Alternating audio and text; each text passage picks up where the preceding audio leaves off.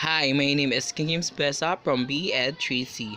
My story is all about the star money from the brother Grimms, which is Jacob and Wilhelm Grimms. First, we need to tackle about the background of the author, the brother Grimms. The brother were born in Hanau, Germany. Jacob was born on the 4th of January 1785 and Wil- Wilhelm on the 24th of February 1786. From early youth until their death, the brothers were very close friends, always complimenting each other. In 1805, Jacob Grimm went to Paris to do scientific work. The brothers, accustomed to always live and work together, found their parting difficult and decided never to be separated again. Between 1805 to 1806, Jacob Grimm was librarian to Jerome Bonaparte in Wilhelmshaven. After the war with France, Jacob Grimm received a task from the Elector of Kassel to go to Paris and return to Kassel Library manuscripts which were stolen from the French. In 1815, together with a representative of Kassel, Jacob Grimm was sent to Congress of Vienna. He looked down upon a prosperous political career. All business matters were an obstacle to his scientific pursuit. Jacob left the service in 1816, refusing a proposed professorship in Bonn, along with a high salary, and became a librarian in Kassel, where his brother worked since 1814. The Grimm brothers kept their humble position, devoting themselves to their research. In 1825, Wilhelm Grimm married, but the brothers still continued to live and work together. And now let's proceed the best work of the brother Grimms, which are the first is Hans, Hansel and Gretel. Hansel and Gretel. This story was recorded by Dork Chen Wild, a storyteller who married Wilhelm Grimm, as it turns out. The theme of leaving children in woods was quite popular in European folk tales. A French story, Les Petites Fossettes, from 1967, started out almost identically, while Madame d'Aulnoy's Finet Cendron mentioned three princes who get lost in the woods and find their way to an ogre's house. And the next one is Rumpelstiltskin. This story, a miller daughter is locker in a castle and forced to spin straw into gold. Fortunately, this story comes to her rescue, spinning straw into, into gold in return for her valuables. In the end, it doesn't quite work out for the story. Was suffer the unusual death of being split in two. The famous name comes from the German word Rumpelstiltskin, a type of goblin found in German mythology. And the next one is the Pied Piper of Hamelin. This sinister grim tales may be based on the true events. A glass window in a church of Hamelin depicts a piper and has an inscription that states in 1284 by a piper clothed in many kinds of colors. 130 children born in Hamelin were seduced and lost at the place of execution near the coffin. Even today, no one is sure why the children was taken away or what exactly happened that year. And the next one is That Messenger. Some grim fables are just too dark to be made into Disney classic. That Messenger tells the story of Death, who appears as a person and is nursed back back to life by a healthy man that promises to spare no one but tells his savior that he will give him a heads up before his final hour. Needless to say, that works in mysterious way, and the youth doesn't quite get what he bargained for. And the next one is the King of the Golden Mountain. The Brother Grimms are immortalized with this statue in castle. In their dark tale, a man makes a pact with an evil dwarf, promising to give up his son in exchange for riches. The outcast son goes on a series of harrowing adventures involving a snake, a princess, and a magic ring. Atypically, nobody seems to have the redeeming qualities one would expect to find in a typical fairy tale protagonist. The next one is the Frog Prince. Girls met frog, girl kisses frog, girl gets frog turned prince. We all know his famous amphibious story by the Brother Grimm, but many may not know it also goes by by the title of Iron Heinrich, first published in 1812 edition of Thiel. This was the first work in their collection. What is the moral of the story? Never say never. And the next one is Snow White and the Seven Dwarfs. I'm sure all know what is this story. German scholars Eckhard Sader revealed the story of fair princess fashioned by her stepmother may have been based on true story of Margaret von Waldeck, a German countess born to Philip IV in 1533. She was fell in love with a Spanish prince, whom her parents disapproved then died at the age of 21 under mysterious circumstance. A passion apple, perhaps. And the next one is the town musician of Bremen. Um, the misadventure of a donkey dog. The misadvantage of a donkey, dog, cat, and rooster are memorialized in a German town of Bremen where visitors are greeted by a large bronze statue of the group of creatures. The story may have arrived in Europe via India as early in 91 BC. As the town historical website point out, in India, musical animals were thought to exist at the time and could have provided inspiration for the tale. Next one is Rapunzel. Um, the story of the long-haired princess has been a favorite for decades.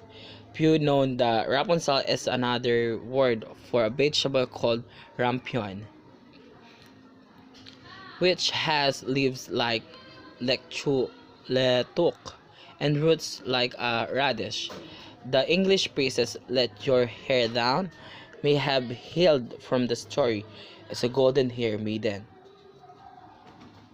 And the last best artwork for the Brother Grimm's are is the Elves and the Shoemaker.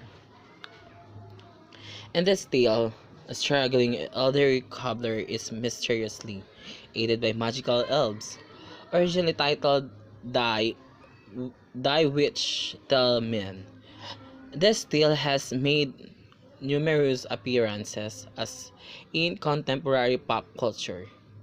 In the Harry Potter series, for example, house elves like Dobby Picture look after human wizard and are never seen again once given clothing, just as in a Grimm story. Okay, let's now proceed to my story, which is the Star Money. There was one on a time a little girl whose father and mother were dead, and she was so poor that she no longer had any little room to live in or bed to sleep in. And at last she had nothing else but the clothes she was wearing and a little bit of bread in her hand which some charitable soul and given her. She was, however, good and pious, and as she was thus forsaken by all the world, she went forth into the open country, trusting in the good God. The poor man, then a poor man met her, who said, "Ah, give me something to eat. I'm so hungry, please." She reached him the wolf of her piece of bread and said, "May God bless it to thy use," and went onwards. Then came a child who mowed and said, "My head is so cold. Give me something to cover it with." So she took off her hood and gave it to him, and when she had walked a little farther, she met another child who had no jacket and was frozen with the cold. Then she gave it her own. And a little farther on one begged for a frock, and she gave away that also.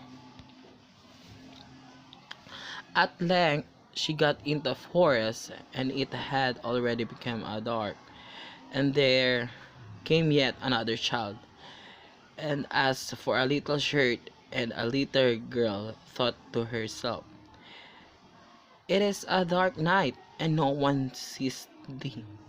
Thou canst very well give a little shirt away," and took it off, and she gave away that also.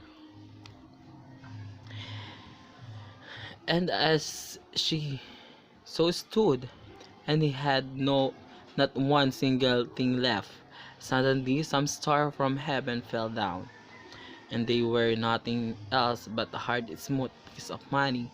And although she had just given her a little shirt away, and she had a new one which was of the very finest linen, then she gathered together the money into this, and was rich years, all the days of her life. That is the end of the story. Um, the Star of Money plot. First is exposition. Once there was a girl whose father and mother had died. She had no home to live. Um, this story, there was once on a time a little girl whose father and mother were died, and she was so poor that she no longer had any little room to live in or bed to sleep in. And in the rising action, all she had were clothes and were wearing a piece of bread. Mm. And at last, she had nothing else but the clothes she was wearing and little a bit of bread in her hand which some charitable soul had given her. She was, she was, however, good and pious, and as she was thus forsaken by all the world, she went forth into the open country, trusting in the good God. And let's not tackle of the climax. One day she decided to go to the country. While she was walking down, she met an old man who asked her for food. She was a kind girl, and without thinking of what she would eat, she gave her bread away, and she moved further. She found a little child shivering with cold. She took pity and gave away her frock to a little child. And now, wait. Then, she, ano, she met She met a poor man who said, give me something to eat. I'm so hungry." She reached him the whole world of piece of bread and said, "May God bless it to thy use," and went onward. Then came a child who moaned and said, My head is so cold. Give me something to cover it with." So she took off her hood and gave it to him. And when she had walked a little farther, she met another child who had no jacket and was frozen with the cold. Then she gave it her own. And a little farther, one begged for a frock, and she gave away that also. At length she got into a forest, and it already became dark. And there came yet another child, and asked for a little shirt, and a good little girl thought to herself, "It is dark night, and no one sees thee. Thou canst very well give thy little shirt away," and took it off and gave away also. And next is about the following action. And she stood in the dark of the night, hungry and shivering in the cold. A few stars fell from the star, and the resolution is, she was surprised to see they were silver coins. She looked down to find herself wearing a pretty dress of her finest linen. She took the coins and never poor again. Um, and she had this resolution, and as she so stood and had not one single thing left, suddenly some star from heaven fell down, and they were nothing else but hard smooth piece of money. And although she had just given her little shirt away, she had a new one which was on the very finest linen. Then she gathered together the money into this, and was rich all the day of her life. The character of the story is a little girl, a poor man, and four children. Um, a little girl is so very a little girl is so very helpful and good, and the foreman is this woman is so hungry and who wants to give her the bread. And the four children, and the character of four children has no wearing clothes, and the theme is, helping one person might not change the world, but it could change the world for one person. Settings at the forest and the whole day and the whole night. That's all for today. Thank you so much.